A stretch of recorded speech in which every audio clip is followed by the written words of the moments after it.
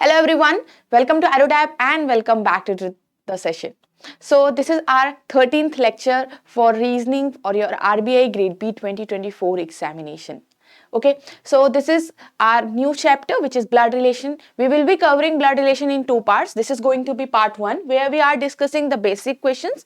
ठीक है, थोड़ा सा basic पढ़ेंगे और कुछ easy questions करेंगे and then we will also discuss some previous year questions and some important questions. Okay, so other parts, other types we will discuss in the part 2. So let's start the session with a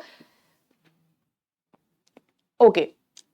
अब हम यहाँ से देखो relations देख लेते हैं एक बार, कितने टाइप के रिलेशंस हम इसमें पढ़ सकते हैं, हमारी जो नॉर्मल लाइफ में है कितने टाइप के रिलेशंस है. So in reasoning blood relation में आपका क्या होता है, we will be covering the persons or the relations which are related to us by blood and our in-laws also, meaning आपके in-laws वाले जो relations है that is also covered in the family tree, और जो भी आपके brother, sister, mother, father, grandmother ये सारे जो blood relatives हैं वो भी add होता है. ओके, सो जैसे कि अब हमारे पास ग्रैंडफादर है, so in English grandfather means your father, your father's father, and it can be your mother's father. So there are two types of relation from your mother's father also, ठीक है, और and also your father's father. So there are two types of situation where we can say that this person is grandfather. Okay, father's father. अब आगे देखो, same in grandmother also. There will be two type of situation. Grandmother means it can be mother's father or mother's mother, or it can be father's mother. Okay, ऐसा जरूरी नहीं कि हर बार आपको ये situation difficult पड़ जाएगी. आपका जो फैमिली ट्री गिवन होगा उसके अकॉर्डिंग जब आप क्वेश्चंस को सॉल्यूशन मतलब उसमें सॉल्व करोगे तो इजीली आपकी वहां पे चीजें क्लियर हो जाएगी, राइट. बट स्टिल आपको ये चीजें दोनों ध्यान में रखनी है. whenever we are saying uncle, so again it will be from your father's side uncle, from your mother's side uncle. There will be two type of situation. For aunt also. Now from brother-in-law and sister-in-law, there will be two type of situation, right? It can be, suppose A is the brother-in-law of B, ठीक है, A is the brother-in-law of B, so it can be like this, and also it can be like this also. So in both the situation, A is the brother-in-law of B, but in one situation A is not married, in the other situation A is married. Got it? तो इस type से दो type के situation आपको ध्यान में रखनी है. Same in the case of sister in law also. Got it? तो यहां तक ये हो गई हमारी दो दो टाइप की सिचुएशन देने के लिए, दो दो टाइप की पॉसिबल रिलेशन देने के लिए. ओके, नेक्स्ट देखेंगे यहाँ पे से डॉटर इन लॉ, मतलब आपके सन की वाइफ, सन इन लॉ आपकी डॉटर का husband, right. Next mother in law, father in law, niece and nephew. Niece means a female person, ठीक है. आपके सिबलिंग का चाइल्ड, आपकी सिबलिंग की daughter will be your niece, and your siblings, ठीक है, whether it is a female और a mail. आपका सिबलिंग क्या है, मेल हो फीमेल हो, बट उसका जो चाइल्ड होगा, उसका जो सन होगा, इट विल बी नेफ्यू. उसको आप क्या कहोगे, नेफ्यू कहोगे. सो नेफ्यू में ऑलरेडी मेल आपको जेंडर पता है, नीज में आपको फीमेल जेंडर पता है. Got it? अब यहां से देखो आगे cousin. Now cousin means, cousin का मीनिंग होगा the persons who do not have the same parents. It means यहाँ पे जो पेरेंट्स होते हैं do not have same parents, ये आप ध्यान में रखना. और सिबलिंग्स हम सिर्फ उनको बोलते हैं जिनके पेरेंट्स क्या होते हैं, सेम होते हैं, सेम पेरेंट्स, तो सिर्फ उनको ही आप सिबलिंग बोलोगे. And if we are saying brother, A is the brother of B, C is the brother of C, या फिर C is the sister of B, so ये सारे सिबलिंग होंगे. जब भी हम सिर्फ ब्रदर और सिस्टर वहां पे इंक्लूड कर रहे हैं, it means they will be sibling, not cousins. Cousin में हम ब्रदर और सिस्टर नहीं बोल रहे हैं. Okay, now paternal means from your father's side family, किसी भी टाइप का कोई भी रिलेशन होगा from your father side. And maternal meaning from your mother side relations, ठीक है. Then spouse, spouse means couple या पार्टनर, स्पाउस मीन्स पार्टनर. अब यहाँ पे मेनली आपको क्या समझने की जरूरत है, whenever we are saying spouse, we are saying A is the spouse of B, C is the spouse of D. Here we do not know the gender of that person. दोनों का ही gender, जो भी है married couple है ये पता है, but आपको यहाँ पे जेंडर पता नहीं होगा. And in relation we have the gender of a person is really important है. ठीक है, तो यहाँ पे भी जेंडर आपको पता नहीं चलता है. कजन में भी अगर इफ वी आर सेइंग कि A is the cousin of B, so we do not know the gender of A, right. If we are saying A is sister of B, so here we know A is sister means A female है. ठीक है, सो ये हमको चीजें यहाँ पे ध्यान में रखनी है.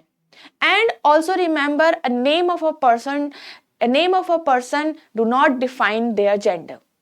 अभी जैसे कि हमारे पास नॉर्मली जो नेम्स होते हैं हम समझ जाते हैं कि भाई वो एक पर्सन, वो एक बॉय का नेम होगा या फिर गर्ल का नेम होगा. बट इन ब्लड रिलेशंस आप क्या देखोगे, किसी भी पर्सन का नेम उसका जेंडर रिवील नहीं करता है. ठीक है, जब तक उसको ही और शी नहीं कहा जाएगा या फिर उसको कुछ उसके लिए मेल और फीमेल के लिए बोला नहीं गया है.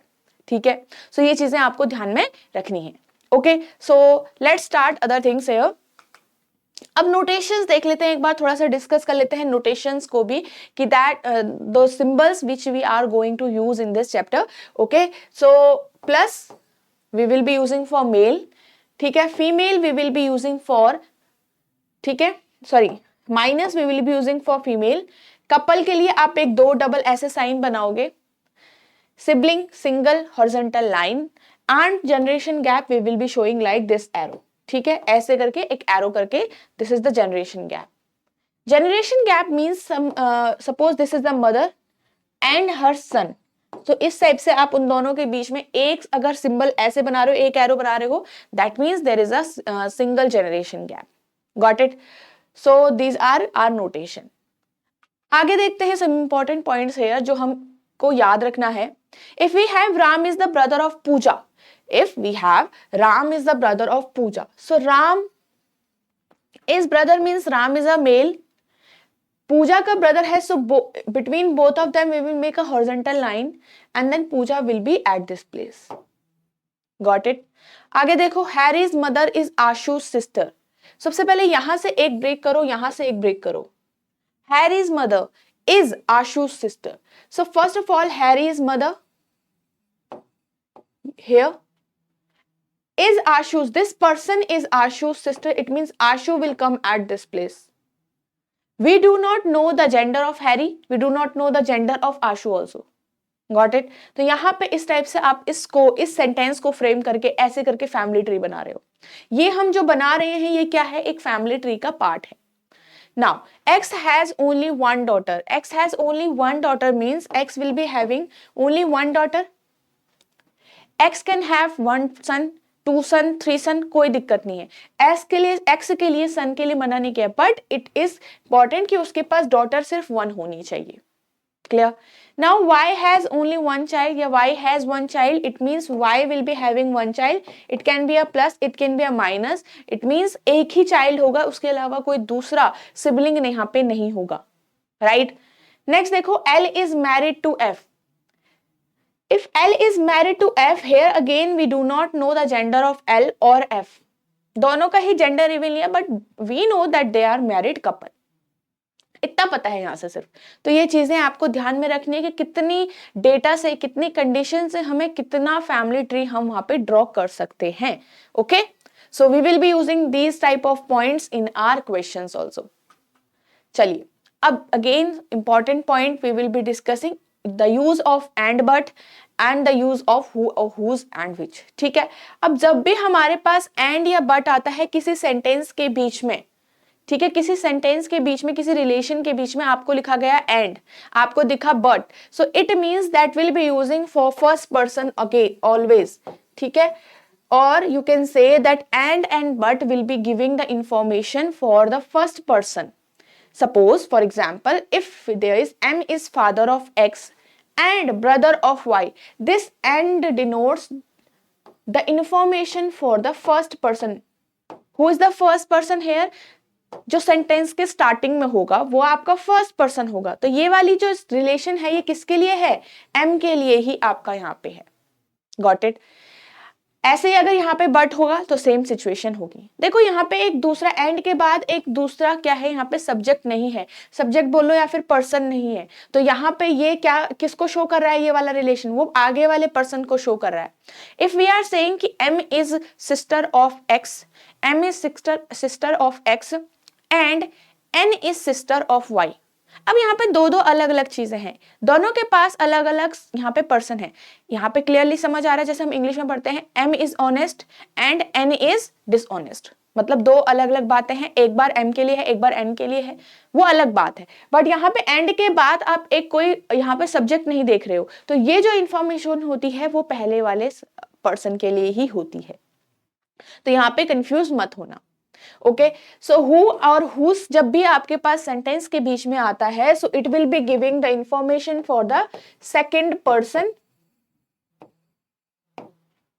अब यहाँ पे सेकेंड पर्सन फॉर एग्जाम्पल देखो कौन है, D is sister of S who is married to T, D sister of S who is married to T. So ये हु के बाद यहाँ पे आपको इन दोनों के बीच में कोई सब्जेक्ट तो दिख नहीं रहा, तो ये हु किसकी इंफॉर्मेशन देता है आपको, ये हु देता है आपको इस सेकंड पर्सन की इंफॉर्मेशन, या फिर आप सिंपली याद कर लो कि nearest person to, nearest to who, जो भी हु के बिल्कुल बगल में होगा बिल्कुल आगे होगा उसकी इंफॉर्मेशन आपको ये हु के बाद वाली जो भी है रिलेशन बता रहा है।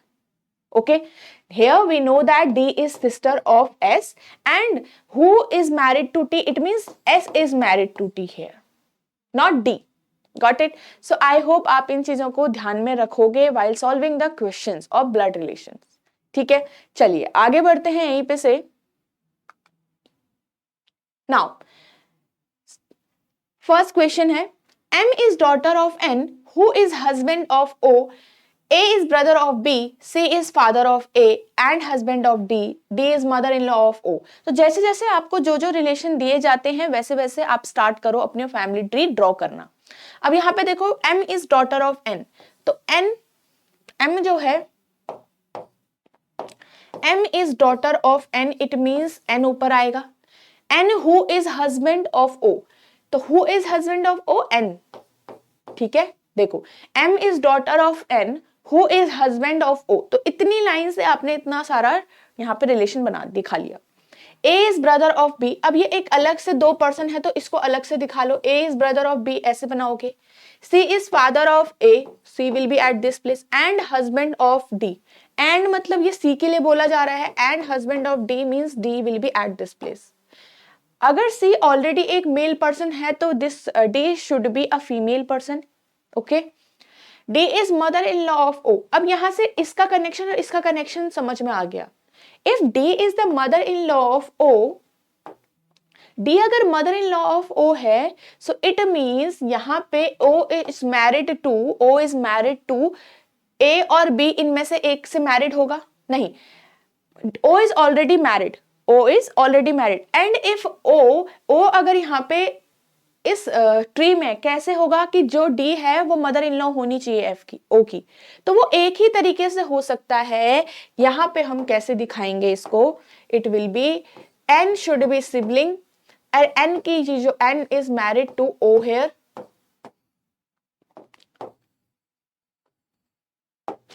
And A will be at this place. Got it? A is brother of B, so A is a male और B यहाँ पे आ जाएगा। अच्छा, A हमारा हो चुका था ऑलरेडी, यहाँ पे N है हमारे पास, M है हमारे पास। So D is mother-in-law of O आपका तभी हो सकता है जब N उसका चाइल्ड होगा ना, क्योंकि O is already married to N, अगर नहीं होता तब जाके इनमें से एक से मैरिड होता, but here N is a male member and N is the brother of A also। Got it? चलिए, so how C is related to M? So C कैसे relate कर रहा है M से? C देखो यहाँ पे है, M यहाँ पे है, ये कैसे relate कर रहा है? C is the grandfather, C के son का daughter है M, so it will be grandmother। C is the grandmother और grandfather, C एक male person है ना यहाँ पे, तो यहाँ पे none of these will be the answer, क्योंकि C क्या है, grandfather है, क्योंकि वो ऑप्शन में नहीं है। आगे बढ़ते हैं नेक्स्ट क्वेश्चन के लिए। There are 7 members A, E, G, K, M, N and O are in the family.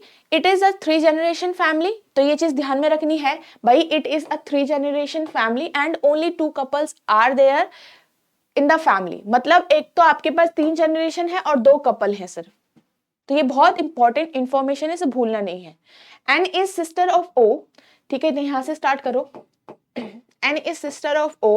K is mother of A. K is mother of A. M is father of G. चलो भाई, M is father of G.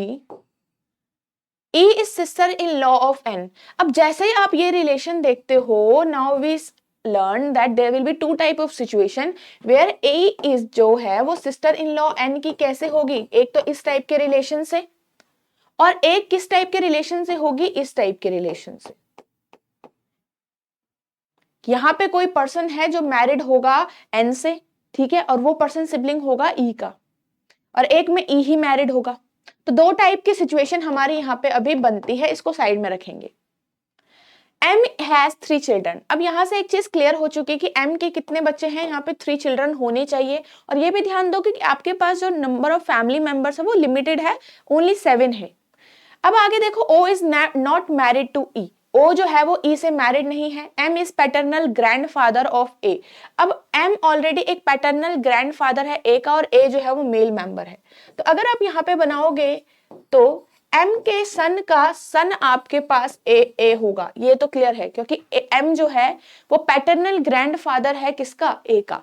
So this is going to be our frame of the family. 3 generation family मिल गई है और आपको 2 couple चाहिए इस पूरी फैमिली में. एक में तो एक आपका यहाँ पे से हो जाएगा E या फिर N में से एक मैरिड होगा ही होगा.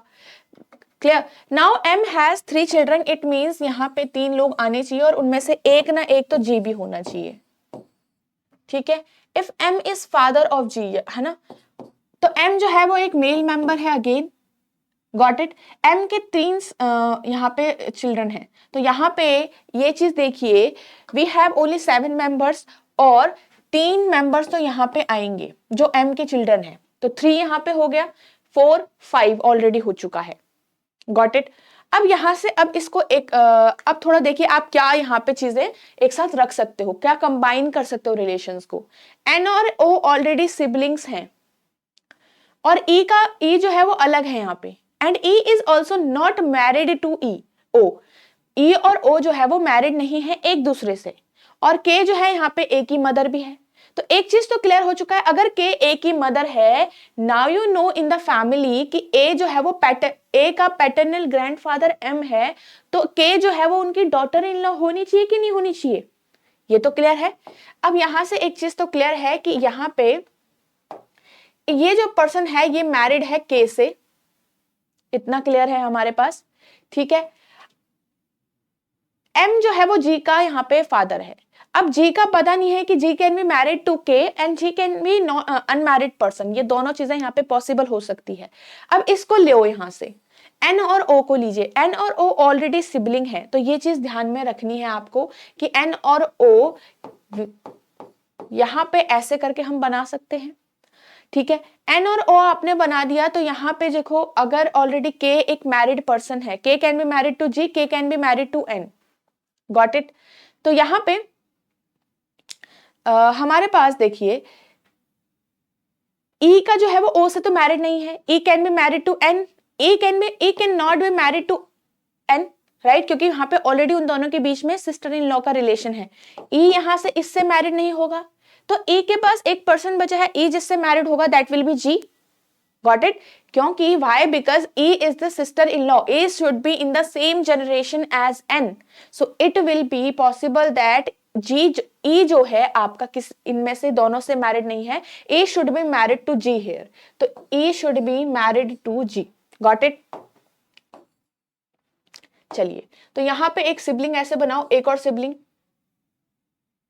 और यहां पे G बनेगा and G will be married to E. Got it. क्योंकि देखो E यहां से मैरिड नहीं हो सकता, यहां से मैरिड नहीं हो सकता, E के लिए ये वाला हमको मैरिड बनाना पड़ेगा. So why, because we have 2 married couples here, so E should be married and E sister in law. तो A आपका फीमेल हो गया, G will be a male person. ठीक है। N is already a female person, so N cannot be at this place. Got it? N is already a female, so N cannot be at plus sign, so N आपका यहाँ पे होगा।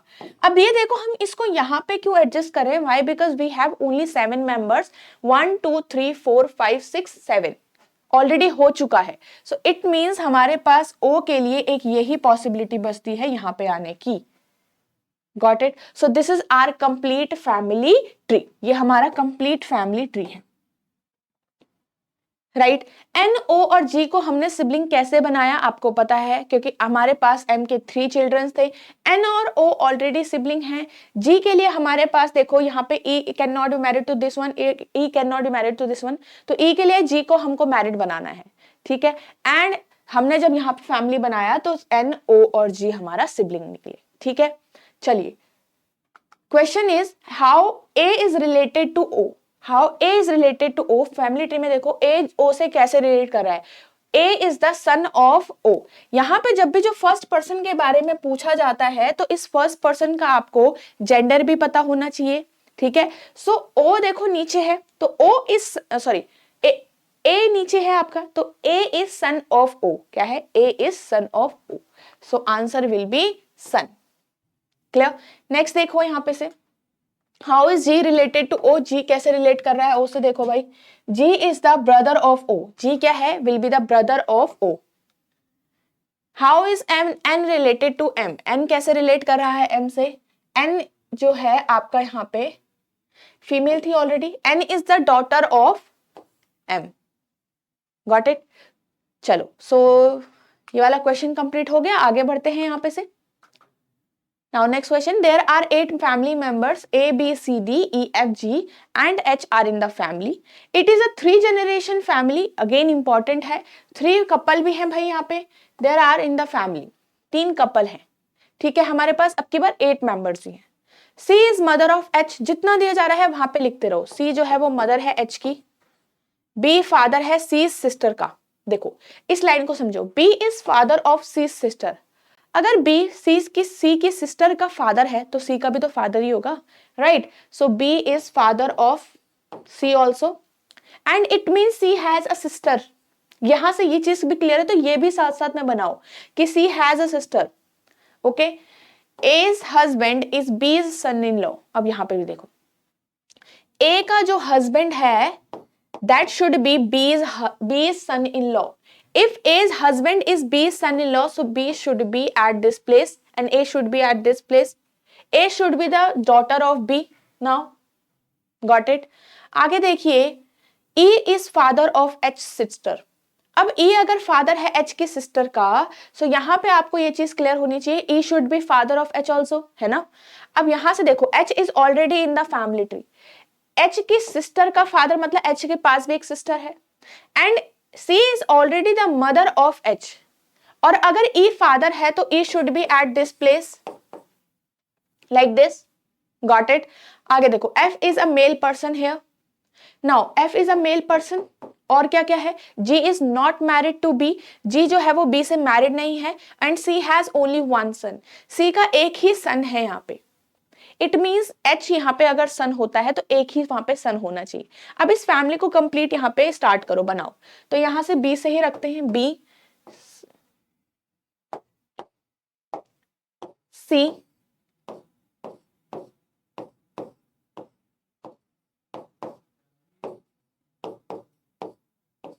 अब एक चीज clear देखो, now count your family members. एक यहाँ पे आएगा ही आएगा क्योंकि यहाँ पे ऑलरेडी हो चुका है।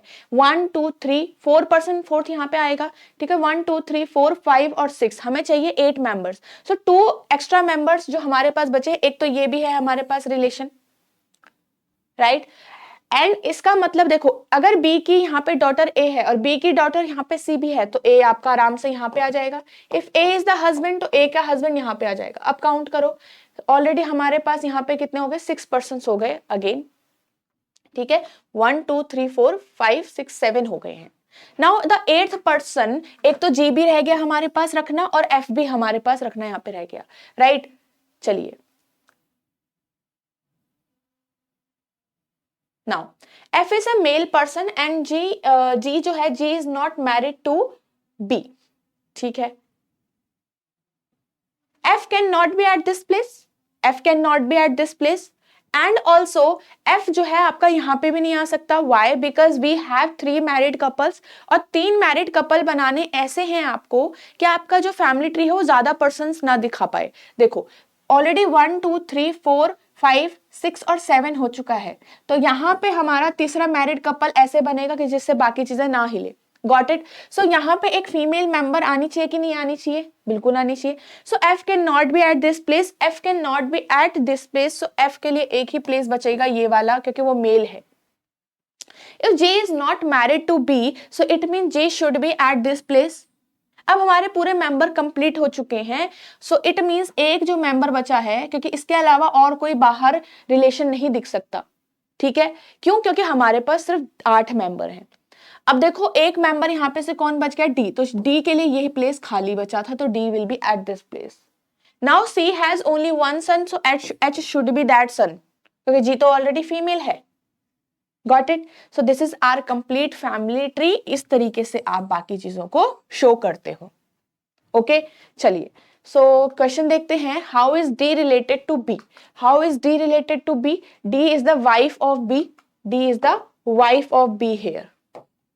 Which of the following is true? A is sister of E. क्या A sister है E की? No, sister in law है. None is true. C is mother of F. C जो है वो mother है F की? No. B is father of D. ये भी नहीं है. और G is a male. No, G is a female. तो none is true. How F is related to C? तो F का देखो, F is related to C. So F कैसे relate कर रहा है C से? F is the brother in law of C, as you can see in the family tree. So I hope आपको ये रिलेशन पढ़ना आता होगा. सी की सिस्टर का हस्बैंड है F, so F should be brother in law of C. Got it? So इस type से हमने इजिली हम क्वेश्चंस को बना सकते हैं. बार बार जब आप फ्रेम करोगे तो ये चीजें ध्यान रखना कि कितने मेंबर्स वहां पे होने चाहिए. और अगर आप जैसे देखो, हमें नहीं पता था कि यहाँ से डी मैरिड है कि नहीं है बी से, बट हम डी को यहीं पे रख सकते थे, है ना. और दूसरा, हम कहीं और कोई अगर यहाँ पे मेंबर ऐड करते, किसी और को, मतलब यहाँ पे मैरिड कपल अगर हम बनाते, तो कहां आप 3 मैरिड कपल बनाते, right. So 1 2 and 3 married couple. Got it? चलो, now next question here. There are 7 members in a family, P Q R S T U V. V is the father in law of U. तो V जो है वो father in law है U का. Okay, so if V is father in law of U, तो it means U जो है वो इसके चाइल्ड से मैरिड हो रखा है. Now U has a brother. U का एक ब्रदर भी है. U has a brother P. P is brother in law of T. अब P जो है वो brother in law of T है, इसको बात के लिए रखते हैं. V has only 2 children. So V has only 2 children, मतलब एक चाइल्ड V का इस साइड को भी हमने रखना है, एक इस साइड को भी हमने रखना है. There are 2 children of V. U is elder than P but younger than R. अब यहाँ पे एक और हमारे पास क्या है, एक और वेरिएबल है that we have to fix. तो U is elder than P but younger than R. So this is the order. S is grand mother of Q. अब यहाँ से एक चीज आपको पता है कि S जो है ग्रैंड मदर है किसकी? Q की. So this will be the frame. T is father of Q. अब T जो है वो फादर है Q का. Got it? अब यहां से आपके एज के बारे में बोला है, तो इतना फैमिली ट्री अब यहीं से हमको बनाना पड़ेगा. और एक और चीज है यहाँ पे, V is a married person. V क्या है? एक मैरिड पर्सन है. अब आपको देखो ना, यहाँ पे आपके पास V एक मैरिड पर्सन रखना है. V एक मैरिड होगा तो यहाँ पे एक फीमेल आनी चाहिए. So now count your family members. 1 2 3 4 5 6. There are 6 members already. और 7th आपको दिख रहा होगा, हमको Q को 3rd जनरेशन में यहाँ पे रखना है. सो Q will be somewhere here, right? And if Q is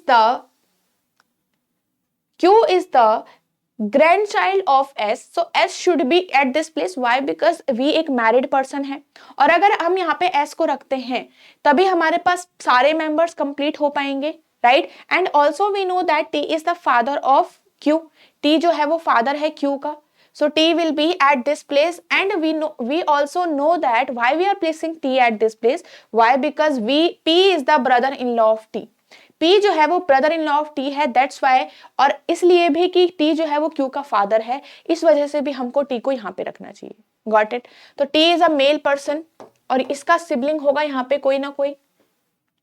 देखो क्यू बुक हम ऊपर तो नहीं रख सकते ना, तो क्यू यहाँ पे तो आ नहीं सकता था, यहाँ भी नहीं आ सकता था, तो दैट्स वाई क्यू यहाँ आया और एस को आपको यहाँ पे रखना पड़ेगा। ओके नाउ 1 2 3 4 5 6 मेंबर ऑलरेडी हो गए। अब जो ये लास्ट मेंबर यहाँ पे बचा है ये आपको फिल करना है and that is R. R के लिए बची हुई प्लेस है जो कि ये होगी। Got it. If T is already a male member you should be a female, और आपके पास टी जो है वो क्यू जो है वो इनका चाइल्ड है। ओके सो नाउ क्यू तक हो चुका है। अब अगर एस की एज हमारे पास 41 है और यहां पे कहा गया कि 10 मोर देन वी है, that is 10 more than V, तो V should be 31। Got it? And if according to the family tree also, if we are going to place the persons in some order, so the order should be S आपका सबसे बड़ा दिख ही रहा है, फिर we होना चाहिए क्योंकि वो दोनों सबसे ऊपर वाली जनरेशन के हैं।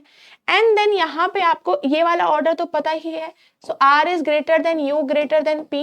एंड नाउ यू जो है क्यू जो है वो हमारा सबसे छोटा होगा, ये हमें ऑलरेडी पता ही है, पी से भी छोटा होना चाहिए according to the family tree, है ना। अब यहाँ पे देखो टी कहाँ पे रखोगे, T is also in the same generation as R U and P, और टी का आपको किसी के साथ नहीं पता डायरेक्ट कनेक्शन, मतलब यू से बड़ा है या फिर आर से बड़ा है, पी से छोटा है, ऐसा आपको नहीं पता कुछ भी। So it means T can be at this place, T can be at this place, T can be at this place. हो सकता है टी आर से बड़ा हो, आर से छोटा हो, कोई हमें नहीं पता। तो this is the complete sequence, जितना भी हमें पता था उतना हमने रख लिया। Got it? So this is our complete family tree also. अब चलते हैं क्वेश्चन की तरफ।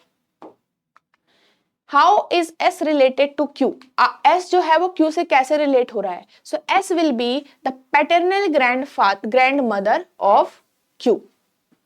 आगे देखो how V is related to S. V कैसे रिलेट करता है S से? So V is the husband of S. Got it?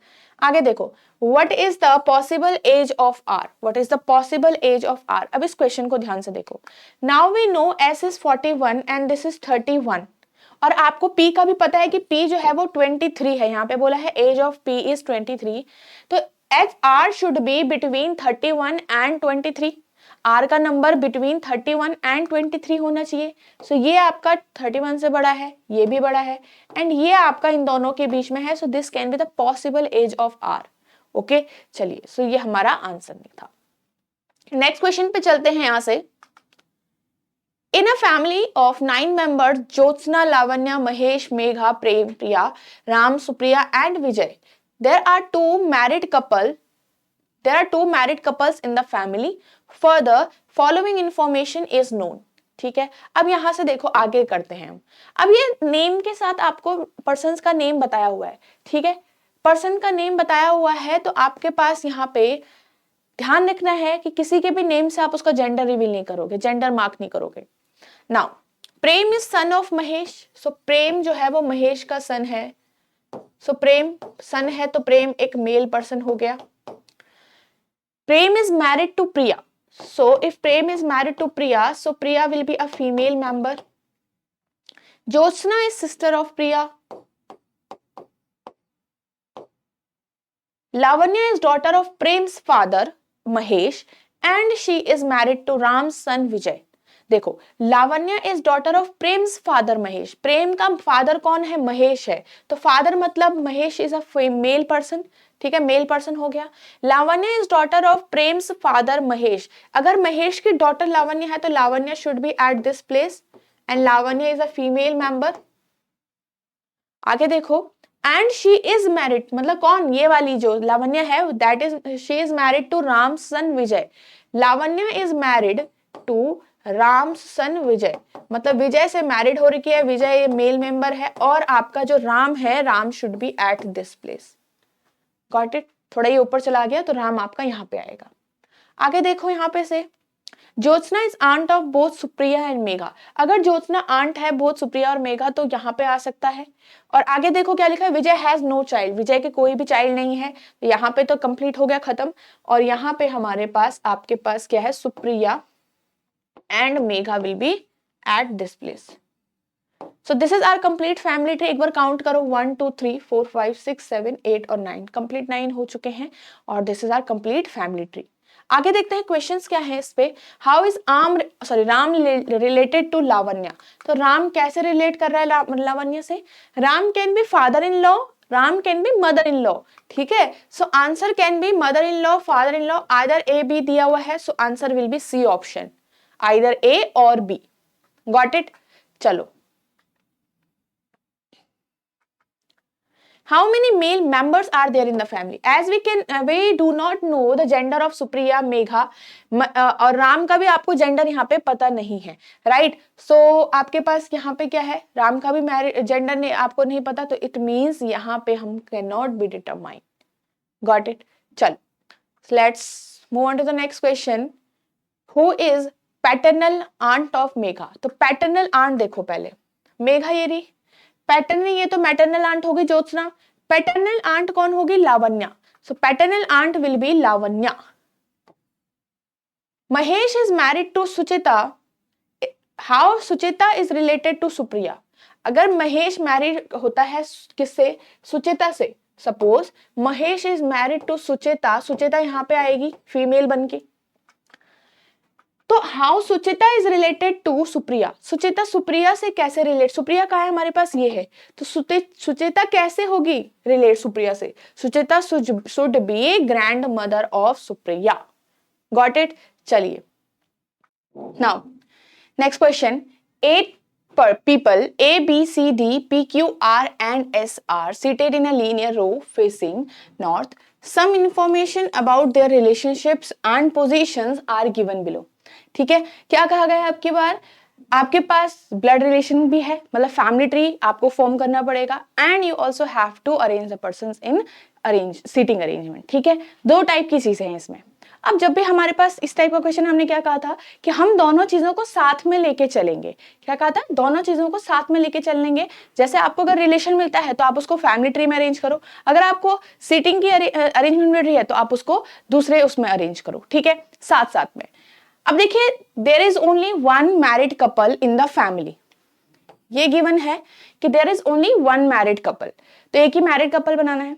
Now S husband A is seated, A sitting second to right of B, S husband A. तो यहां से आपको 2 चीजें पता चली। ठीक है, एक तो पता चला कि एस का हस्बैंड है ए, तो एस एक फीमेल मेंबर हो गई, and also A is seated second to right of B, it means अगर बी यहां पे है तो ए आपका यहां ऐसे होना चाहिए। Now Q is seated second to left of D is daughter, यहां से Q is seated second to left of D is daughter, तो क्यू कहां बैठा हुआ है, सेकेंड लेफ्ट में डी की डॉटर पे, तो डी की डॉटर है तो आप डी की डॉटर ही वहां पे लिखो, राइट। और कुछ मत लिखो, जिससे आपका क्या होगा कि आप अब फैमिली ट्री में जब पर्सन्स को अरेंज करोगे उसमें आप डायरेक्ट पर्सन का नाम यहाँ पे रख सकते हो। Q is R's sister, Q कौन है, आर की sister, so Q will be at this place, ऐसे करके। Next, there is 1 person between Q and A, so between Q and A there is 1 person, तो ऑलरेडी इस side तो B है, तो कहां पे आएगा आपका क्यू, यहां पे क्यू आ जाएगा। ओके, चलिए, ए इज फादर ऑफ आर, ए कौन है, फादर ऑफ आर है, तो यहां से आराम से आप ए को ऐसे बना सकते हो, अगर ए का फादर आर का फादर है तो क्यू का भी होगा, so A is father of R. ठीक है, क्यू इज सिस्टर थी, क्यू जो थी वो सिस्टर थी। Now C is not sitting next to Q, जो सी है वो क्यू के अगल बगल नहीं बैठा है, तो इस तरीके से यहां पे बनाओ। S mother is seated immediately to right of D, S की यहां से एक चीज पता चल गई कि एस की एक मदर भी है, and S mother seated immediate right of D, who is S brother, तो डी कौन है, एस का ब्रदर है पहले तो। ठीक है, और एस की मदर कहां बैठे, डी के इमीडिएट राइट पे, तो मान लीजिए डी अगर यहां पे है तो उसके इमीडिएट राइट पे यहां पे कौन होगा, एस मदर होगी, कौन होगी, एस की मदर, एस नहीं एस की mother. There is 1 person between S and R, S और आर के बीच में आपके पास कितने पर्सन हैं, आप यहाँ पे बनाओगे 1 पर्सन। P is not sitting next to R, who is the sister of C, R who is the sister of C, इसका मतलब आर जो है वो सिस्टर है सी की, तो आर एक फीमेल हो गई। Now P is not seated next to R, मतलब पी इसके अगल बगल नहीं चाहिए आपको। ठीक है, यहां से इतनी इंफॉर्मेशन जितनी भी थी हमारे यहाँ पे हमने रख ली है। अब इसको कंबाइन करते हैं सबको। देखिए this is our family tree. Now count the members here 1 2 3, ठीक है 1 2 3 कितने हो गए 6 मेंबर्स हैं। 7th मेंबर एक ऊपर भी आएगा। यहाँ पे एक चीज लिखी गई है कि Q is second to left of D's daughter, it means D की एक डॉटर भी है। अब काउंट करो, एक मेंबर यहाँ आएगा ही आएगा, एक ऊपर भी आएगा, तो अब हमारे पास टोटल कितने मेंबर हो गए 8 मेंबर हो गए हैं। टोटल कितने मेंबर हो गए 8 मेंबर्स हो गए हैं। Got it. तो एक जो पर्सन यहाँ आएगा, एक जो पर्सन यहाँ आएगा, बताओ बाकियों में से कौन से बचे हुए हैं। दैट इज B और P की बारी बची हुई है। किस किस की बारी है B और P की बारी है। या तो B यहाँ होगा या तो P वहां होगा, ऐसे करके। अब देखो ये हमारा अरेंजमेंट है आधा, इसी में हम बाकी चीजें अरेंज करते हैं। नाउ वी ऑलरेडी नो कि Q जो है वो किसी के सेकंड लेफ्ट में बैठा है, इसका मतलब यहाँ पे Q के यहाँ पे भी कोई पर्सन आना चाहिए, that is D's daughter, right है ना। अब D की डॉटर को अगर हम B बना देते हैं, if we arrange B at this place कि B जो है वो D की डॉटर है, बट ये तो फिर रॉन्ग हो जाएगा हमारा, ये ऑलरेडी अरेंज था। अगर हम B की डॉटर B कर देते हैं यहाँ पे D की डॉटर को, तो B तो ऑलरेडी यहाँ पे है, it means B is not the daughter of D। ये चीज क्लियर है। क्यों कैंसिल हुआ, क्योंकि B तो वहां पे हो ही नहीं सकता ना, B तो ऑलरेडी यहाँ है। सो इट मींस P को यहाँ पे आपको रखना पड़ेगा और B फिर भी यहाँ पे हो जाएगी, क्योंकि B के अलावा फिर B के लिए वही प्लेस खाली थी। B will be at this place, P will be at this place, and now at this place we will place P. Got it? And also यहाँ पे देखो हमारे पास ऑलरेडी पूरे 7 पर्सन्स हैं, ठीक है। आगे देखो कैसे हम यहाँ पे करने वाले हैं। C जो है वो Q के अगल बगल नहीं आएगा, ठीक है, ये वाला हमारा हो चुका था। अब देखो D की मदर का पता चल चुका है, कौन है S की मदर का पता चल चुका है, दैट इज B। S की मदर के बिल्कुल लेफ्ट में कौन बैठा हुआ है, यहाँ पे D बैठा हुआ है, तो S की मदर B है, तो D will be at this place. अब हमारे पास पूरे 8 पर्सन्स की अरेंजमेंट आ चुकी है। अब आगे देखो C यहाँ और यहाँ नहीं हो सकता C, तो C को कहाँ रखना पड़ेगा, C को यहाँ रखना पड़ेगा। R यहाँ पे नहीं होगा तो R को यहाँ रखना पड़ेगा, और R और S के बीच में एक पर्सन है, तो this will be the arrangement. Arrangement complete हो चुकी है पर्सन्स की, हमारे फैमिली ट्री भी कंप्लीट हो चुका है। So this is the final answer here, ठीक है, ये हमारा फाइनल आंसर है, ये हमारा फाइनल अरेंजमेंट है। Okay, let's move on to the question part here. 4 of the following are alike in a certain way, find out which one of the following is odd one। देखो R, B, D, S and Q। अब यहाँ पे देखो R, ठीक है, B कहाँ है, R, B, D, S और Q, इन सब में जो S, Q, B और आपका R है वो all of them are females। Only D एक ऐसा पर्सन है, D is a male person here, so it means D is the odd one। आगे देखो how many females are there, कितनी फीमेल्स हैं आप देखोगे यहाँ पे, बट आप एक चीज ध्यान दो, क्या सी का हमारे पास जेंडर क्लियर है, नहीं, सी का कोई भी जेंडर यहाँ पे क्लियर नहीं है। It means we can not determine the number of females here, ठीक है। क्या कोई कहीं पे इंफॉर्मेशन थी कि कितनी फीमेल है, नहीं, कोई भी इंफॉर्मेशन नहीं थी। So it means we can not determine. Next, who is the niece of D, niece कौन है डी की, ये तो डॉटर है, नीज कौन होगी यहाँ पे आर और क्यू दोनों होंगे, तो यहाँ पे आपके पास अवेलेबल है R, so R will be the answer, ठीक है। Who among the following will be knees of D, तो D की नीज कौन है, R। ओके, चलिए, so this was our last question. I hope you like today's session and आपने starting से लेकर लास्ट तक देखा होगा। We started with basic question, with simple questions, and हमने लास्ट में थोड़ा सा मॉडरेट टाइप के क्वेश्चन भी किए थे, जिसमें ब्लड रिलेशन के साथ साथ दूसरा वेरिएबल भी आपको अरेंज करना था। Okay, so let's meet in the second part of blood relations. In that part we are going to discuss coded blood relation, and ऐसे ही एक और क्वेश्चन हम वहाँ पे करने वाले हैं।